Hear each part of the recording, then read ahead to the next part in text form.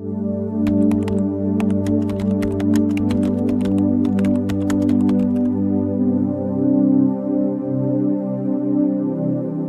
mo ba na isang simpleng paliligo lang sa maling oras ay naging dahilan ng pagkamatay ni Lolo Stanley, isang 70 taong gulang na dating bodybuilder na tila walang problema sa kalusugan, kilala siya sa kanilang barangay bilang aktibong lolo. Tuwing umaga nag-e-ehersisyo siya sa maliit nilang hardin, masigla malakas at parang hindi tumatanda. Pero isang araw natagpuan na lang siya ng anak niyang si Jennifer na walang malay sa sahig ng banyo. Walang sugat, walang bakas ng pagkadulas, walang senyales ng away o atake. Dinala agad siya sa ospital pero hindi na siya na-revive. Ayon sa doktor, walang pisikal na trauma, walang stroke pero may isang bagay na tumama sa kanya, ang biglaang pagtaas ng blood pressure, kasabay ng stress sa katawan habang naliligo. Hindi nila akalain na ang ganito kasimpleng routine ang paliligo sa umaga ay may kinalaman sa nangyari. Kaya kung may mahal ka sa buhay na senior, huwag mong skip ito. Sa mga susunod na minuto, ipapaliwanag ko ang 7 dahilan kung bakit delikado pala ang shower kapag hindi mo alam ang tamang oras. Mula sa epekto ng gamot hydration, init ng tubig, hanggang sa kung bakit ang utak mo mismo ay hindi pa handa sa mga oras na yun. At higit sa lahat, malalaman mo kung anong oras ang pinakaligtas para maligo. Simple lang pero pwedeng makaligtas ng buhay. Ang katawan natin ay may circadian rhythm, isang natural na cycle ng katawan sa loob ng 24 oras. Ito ang nagdidikta kung kailan tayo dapat matulog, magising, kumain at maging alerto. Ngunit sa pagitan ng 4 AM hanggang 8 AM, may tinatawag ang mga doktor na morning surge. Ito ang oras kung kailan ang blood pressure ay biglang tumataas pagkatapos ng ilang oras na pagkakatulog. Ayon sa Harvard Medical School, sa mga oras na ito, tumataas ng halos 80% ang posibilidad ng stroke o cardiac events, lalo na sa mga taong higit sa 70 ang edad. Ang mga kabataang katawan ay kayang i-handle ang ganitong pagbabago. Pero habang tumatanda tayo, bumabagal ang kakayahan ng katawan na mag-adjust. Kapag ginising mo ang katawan sa madaling araw, sabayan mo pa ng biglaang init mula sa shower, tapos biglang pagtayo o pagkilos, isang stress cocktail ito sa puso at utak ng matanda. Gaya ng nangyari kay Doris Williams, 72 anyos na dating guro. Sanay siyang gumigising ng 8 ng umaga para maligo. Pero isang araw habang nagsasabon, bigla na lang siyang nahilo at bumagsak. Bali ang balakang niya at inabot ng 3 linggo sa ospital. Ayon sa kanyang doktor, hindi siya nadulas. Nahilo siya dahil sa sudden BP surge at hindi kinaya ng katawan niyang inaantok pa ang biglaang shift sa temperature at posture. Ang katawan ng seniors ay parang makina na dapat pinapainit muna bago gamitin. Hindi pwedeng basta-basta start agad ng araw. Dahil sa madaling araw, hindi pagising ang buong sistema. Kaya tandaan, ang shower na akala mong nakagiginhawa sa maling oras ay maaaring maging sanhi ng panganib. Lalo na kung ikaw ay lagpas 70. Habang tumatanda, bumabagal ang kakayahan ng katawan na mag-adjust sa biglaang pagbabago ng temperatura. Tinatawag ito ng mga eksperto na thermoregulation decline. Sa madaling salita, kung dati ay kayang-kaya mong tiisin ang mainit na tubig, kahit bagong gising ngayon sa edad na lagpas 70, pwede na itong maging banta sa kalusugan mo. Kapag malamig pa ang katawan mo sa umaga at bigla kang binuhusan ng mainit na tubig, nagkakaroon ng biglaan at matinding pagbabago sa daloy ng dugo. Ang resulta, mabilis na tibok ng puso, pagtaas ng blood pressure at tinatawag na cardiovascular strain. Para sa mga kabataan, mabilis ang adaptasyon. Pero para sa seniors, parang sinabayan ng kuryente ang katawan na hindi handa. Gaya na lang ni Albert Reynolds, 83 anyos. Sanay siyang maligo ng 5:30 AM gamit ang mainit na tubig. Isang araw habang nakatapat siya sa shower, bigla siyang nakaramdam ng pagkahilo at mabilis na tibok ng puso. Inakala niyang simpleng hilo lang, pero matapos dalhin sa ospital, na-diagnose siya ng near-fatal cardiac arrhythmia, isang malubhang irregular heartbeat. Ayon sa cardiologist niya, ang biglaang init mula sa shower sa malamig na katawan ang nag-trigger ng kondisyon. Sabi ni Dr. Amanda Chen, isang eksperto sa geriatric thermophysiology, habang tumatanda, mas bumabagal ang katawan sa pag-adjust sa temperature changes. Ang biglang init mula sa shower ay isang shock na hindi na kayang sabayan ng katawan ng mga seniors. Kaya ano ang dapat gawin? Una, siguraduhing lukewarm lang ang tubig mo nasa pagitan ng 95 hanggang 100 Fahrenheit. Hindi kailangang mainit para malinis ka.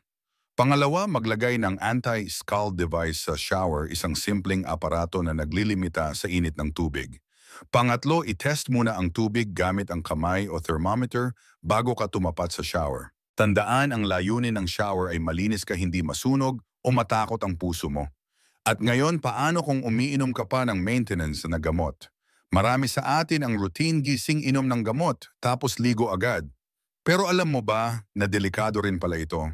Ayon sa mga cardiologists mula Mayo Clinic, ang mga gamot tulad ng losartan, linopril o amlodipine ay may peak effect 1 oras matapos inumin. Kasabay nito, natural na bumababa ang blood pressure sa umaga. Kapag sinabayan pa ito ng mainit na shower, nagkakaroon ng double drop sa pressure, isang perpektong bagyo ng pagkahilo, panghihina o pagbagsak.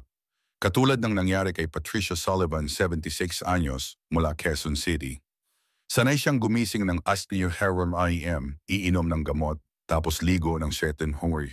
Minsan ay nahihilo siya habang nagsasabon, minsan napapasandal sa pader. Akala niya normal lang ito dahil sa edad. Pero nang makausap niya ang doktor, doon niya naintindihan ang kombinasyon ng gamot at mainit na shower ang dahilan. Payo ni Dr. Michael Ramirez, Director ng Geriatric Cardiology sa Mayo Clinic. Kapag nasa peak ang gamot, at sabay kang maligo lalo na gamit ang mainit na tubig, bumabagal ang daloy ng dugo sa utak. Ito ang sanhi ng pagkawala ng balanse o malay ng matatanda.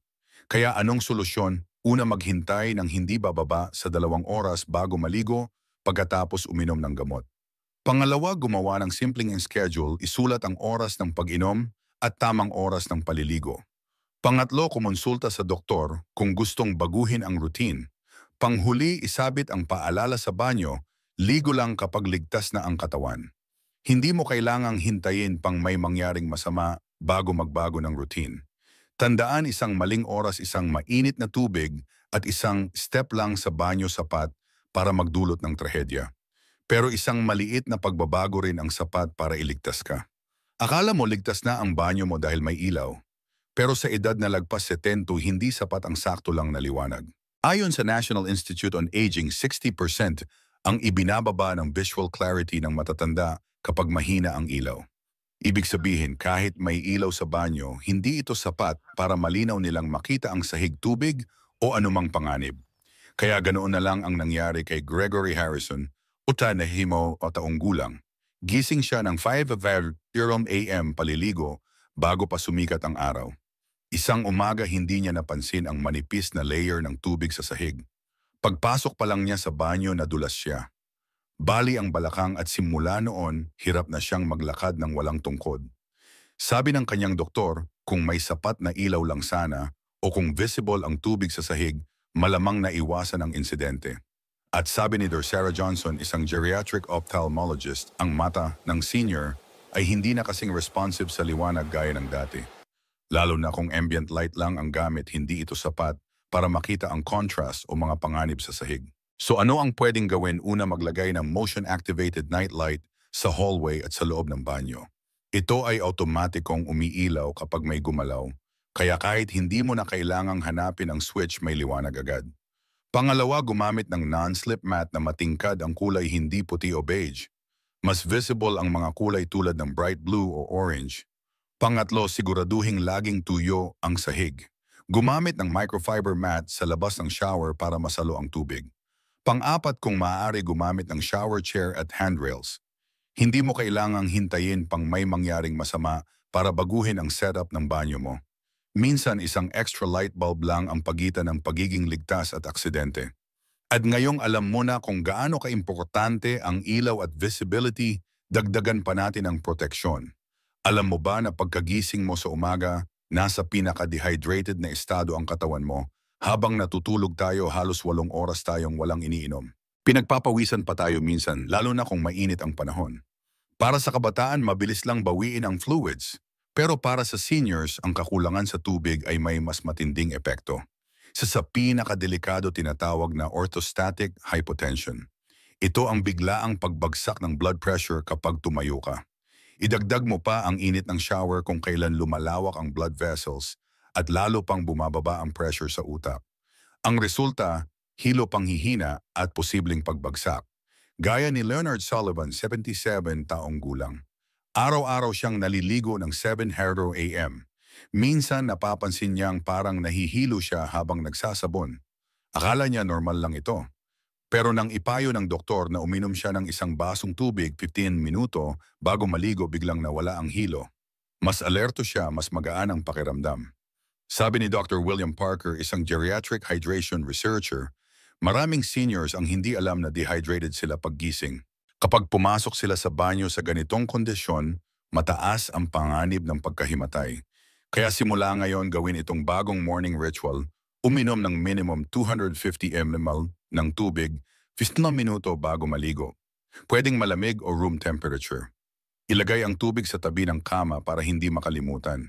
Iwasan din ang sobrang init na tubig lalo na kung hindi ka pa hydrated. Tandaan, isang basong tubig lang ang kailangan, mura, simple pero life-saving. Ang aksidente sa banyo ay delikado. Pero ang mas nakamamatay kapag walang nakarinig o nakaresponde agad. Sa madaling araw, madalas ay tahimik ang buong bahay. Tulog pa ang mga kasama mo. At kung ikaw ay nadulas sa shower ng 5:00 a.m., posibleng abutin ng oras bago ka pa mapansin. Ayon sa mga eksperto sa emergency medicine, may tinatawag na golden hour ang unang 1 oras pagkatapos ng seryosong aksidente. Kung hindi ka natulungan agad, tumataas ang tsansa ng komplikasyon, permanenteng pinsala o kamatayan. Tulad ng nangyari kay Beatrice Harper, 73 taong gulang, araw-araw siyang naliligo ng 5:00 a.m. Isang umaga nadulas siya sa banyo. Basa ang katawan, malamig ang sahig at walang cellphone na malapit. Tulog pa ang mga anak at kapitbahay. Inabot siya ng halos 4 na oras bago natagpuan. Ayon sa doktor, kung na-rescue lang siya agad, baka naiwasan ang hypothermia. Dahil dito nagdesisyon si Beatrice na baguhin ang routine niya. Ngayon hindi na siya naliligo sa madaling araw. Nagpakabit siya ng waterproof emergency button sa banyo at may check-in call siya tuwing 10:00 a.m. Sabi ni Dr. Emily Rodriguez, isang emergency medicine physician, kapag madaling araw hindi lang katawan ang mahina, pati tulong ay mabagal. Kaya anong pwede mong gawin ngayon? Una, mag-install ng waterproof emergency button sa loob ng banyo. Pangalawa, gumamit ng wearable alert device tulad ng pendant o bracelet. Pangatlo, magkaroon ng daily check-in kahit simpleng text sa anak o kapitbahay. Pangapat, iwasan ang pagligo bago mag 7:00 a.m. kung walang taong gising sa bahay. Ang layunin mo ay siguraduhin may makakarinig, makakakita at makakatulong sa iyo kung kailanganin. Dahil minsan ilang minuto lang ang pagitan ng ligtas sa panganib. At sa huli, kahit gising na ang katawan mo, hindi pa rin ibig sabihin na alerto na rin ang utak mo. Ayon sa mga neurologist mula sa Stanford University, ang cognitive function ng seniors ay pinakababa sa pagitan ng 4:00 a.m. hanggang 8:00 a.m. Ibig sabihin, mas mabagal ang reaction time, mas mahina ang decision-making, at mas matagal bago makaresponde sa delikadong sitwasyon. Kahit simpleng bagay gaya ng pag-adjust ng shower o pagsalo sa sarili kapag nadulas, nagiging mahirap kapag ang utak ay hindi pa 100% gising. Katulad ni Franklin Wilson, 79 taong gulang. Sanay siyang maligo ng 7:00 a.m. Pero isang umaga habang naliligo, hindi niya agad napansin na sobrang init na pala ng tubig. Hindi niya naramdaman agad ang sakit. Resulta, paso sa balikat at ilang araw sa ospital. Sabi niya, parang lutang pa ako nung oras na yon. Hindi agad nagre-register sa utak ko yung init. Ayon kay Dr. Jonathan Miller, neurologist, ang utak ng seniors ay mas mabagal magproseso ng sensory information sa madaling araw. Kaya kahit gising ang katawan, hindi pa alerto ang isipan. Ano ang dapat gawin? Una, mag-shower sa pagitan ng 10:00 a.m. at 2:00 p.m. Ito ang peak ng mental alertness. Pangalawa, iwasan ang autopilot routine tuwing umaga. Maglagay ng shower timer para limitahan ang tagal ng ligo at init ng tubig. Pangatlo, magsimula ng araw sa light stretching o pag-inom ng tubig para gisingin ang katawan at isipan. Tandaan, hindi mo kailangang pilitin ang sarili mo sa oras na hindi pa handa ang isip mo. Minsan ang pag-antay ng 2 oras lang bago maligo ay sapat para mailayo ka sa isang aksidenteng hindi mo na kayang balikan. Kung may natutunan ka sa video na ito, tandaan ang pinaka-importanting aral, hindi mo kailangang baguhin ang lahat. Pero kailangan mong maging wise at maingat sa mga simpleng bagay. Comment, save, shower, safe buhay. Like at ishare ang video na ito sa mga mahal mong seniors. Baka ito ang makapagsalba ng buhay nila. At kung gusto mo pang makatanggap ng ganitong impormasyon, practical makatao at life-saving, mag-subscribe sa aming channel. Salamat sa panonood. Tandaan, ang pagiging maingat ay hindi takot kundi katalinuhan.